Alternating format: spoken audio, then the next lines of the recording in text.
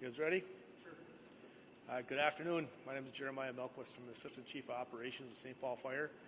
I'm joined up here with the Assistant Chief of EMS, Greg Duran, the Deputy Chief PIO Fire Marshal, Jamie Smith.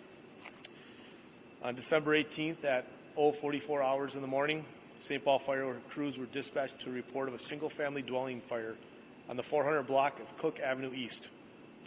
Fire crews arrived to find heavy fire conditions on the front porch and the first floor interior.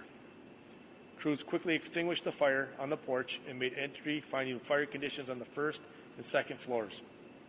The fire was quickly brought under control. During a search of the structure, firefighters located and removed a victim from the second floor bathroom. An unconscious adult male victim was transported to a local hospital by St. Paul Fire EMS. Resuscitation efforts were provided en route. The victim was pronounced deceased at the hospital shortly after arrival. St. Paul Fire investigators are working to determine the cause of the fire. However, a preliminary investigation found a space heater near the area of origin. The Ramsey County Medical Examiner's Office will determine the official cause of the death and identify the victim. The Red Cross is providing resources for the 3 adult males and 1 adult female that have been displaced. Officially, this cannot be ruled a fire fatality until all investigations are complete. There have been 5 fire fatalities this year. The city averages less than 3 fire fatalities annually. First of all, I want to recognize and thank our firefighters for a very quick response to the scene, an aggressive fire suppression attack, and a quick search and rescue that located the victim and removed the victim. We had our first engine was on scene in 2.5 minutes. Second of all, I want to talk about the victim and the family, and just our hearts go out to the deceased. Our thoughts and prayers are with the victim and the victim's family at this time. I want to talk about some points of safety for winter. As the temperatures get colder, portable heaters are meant to provide comfort, but they're not used correctly, they can quickly turn deadly. Every winter in Minnesota, we see fires that start the same way: too close, left unattended, or used overnight. Cold weather increases risk, but a few simple steps can prevent tragedy. When you're using a portable heater, there should not be anything within 3 feet that's combustible. Blankets, furniture, clothing, curtains, all can ignite when a space heater is left unattended for a long period of time.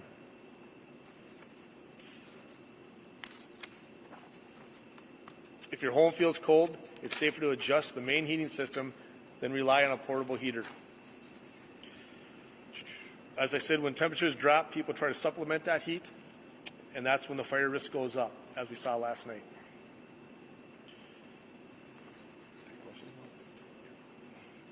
Yeah, we have time for a couple of questions if you have any. Can you kind of talk about when fire crews arrived on the scene or investigators arrived on the scene, what clues led you to believe that this was indeed likely involving a space heater? Yeah, so after the fire suppression, the investigator got a chance to interview occupants of the home, and it does sound like a space heater was used and was found on the first floor. It was a living room area where one of the male occupants, was sleeping, had a bed set up, and he woke up to a pillow that was on fire near the space heater. The occupant tried to douse the pillow with water unsuccessfully, and the fire spread rapidly. Bottom line, space heaters really are pretty dangerous if you're trying to do ancillary heating. Can you maybe address that maybe a little bit more? Yep, correct.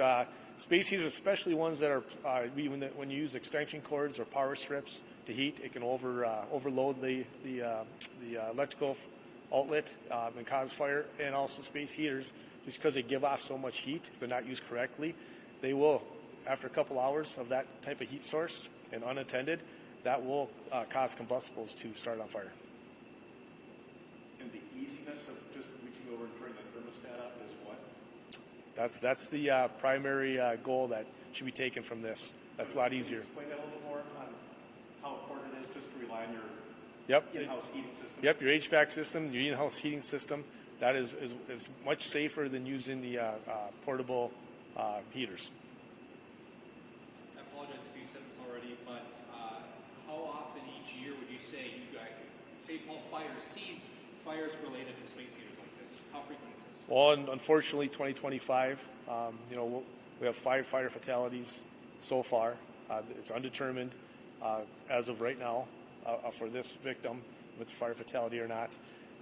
But as you may or may not remember, that we did have 3 fatalities early this year, fiscal year, late winter last year, where space heaters were used in garage spaces that caused fires also, and we had 3 fatalities there.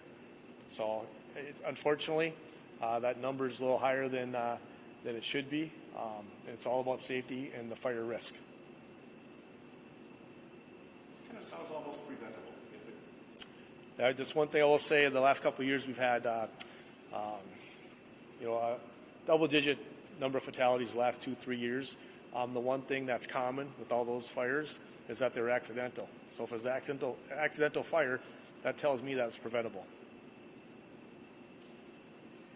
Are newer space heaters safer? Do they have more protection? Should maybe somebody replace an old one with a newer one? Yep, the newer ones do have a temperature-controlled device that will turn them off if they tend to overheat. But the problem is, whether it's newer or older, that's for the device itself. It doesn't prevent having a pillow, a curtain, a blanket within 3 feet of the space heater. Good time. Probably one more question if you have it.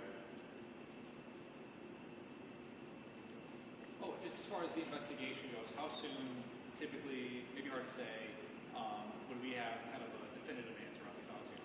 On the cause of fire, we should know within 48 to 72 hours, definitively. Anything else? Thank you for your time. Yep.